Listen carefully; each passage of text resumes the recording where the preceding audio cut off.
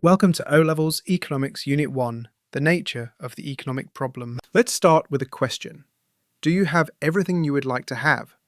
Most people don't.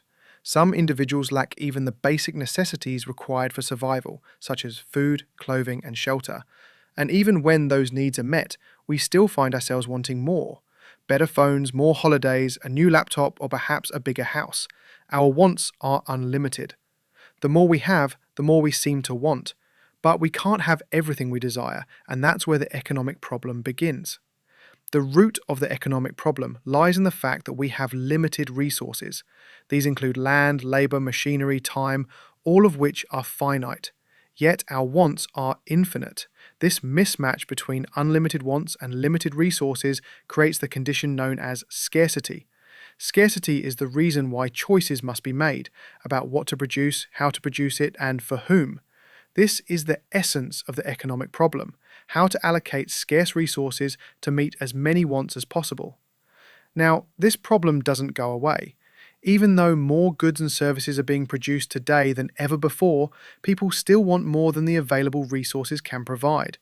Over time, people's wants continue to grow and change, but resources remain limited. That's why the economic problem is ongoing. Scarcity affects everyone, in all areas of life. As students, we must choose which subjects to study. We can't take every course. Workers decide how to spend their time.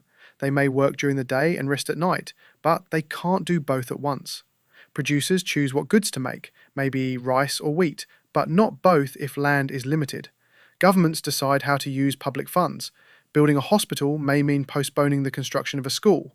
In every context, we are forced to make choices because of limited resources. This brings us to another important concept, the difference between economic goods and free goods. Economic goods are those that require resources to produce and therefore have an opportunity cost. Almost every product you use, clothes, food, transport, your education, is an economic good. Free goods, on the other hand, don't require resources. These are rare, but they do exist. A common example is sunlight. It exists in abundance and doesn't need to be produced. Water in a river is also considered a free good, but if it's processed for drinking or used in farming, it becomes an economic good because resources are then involved.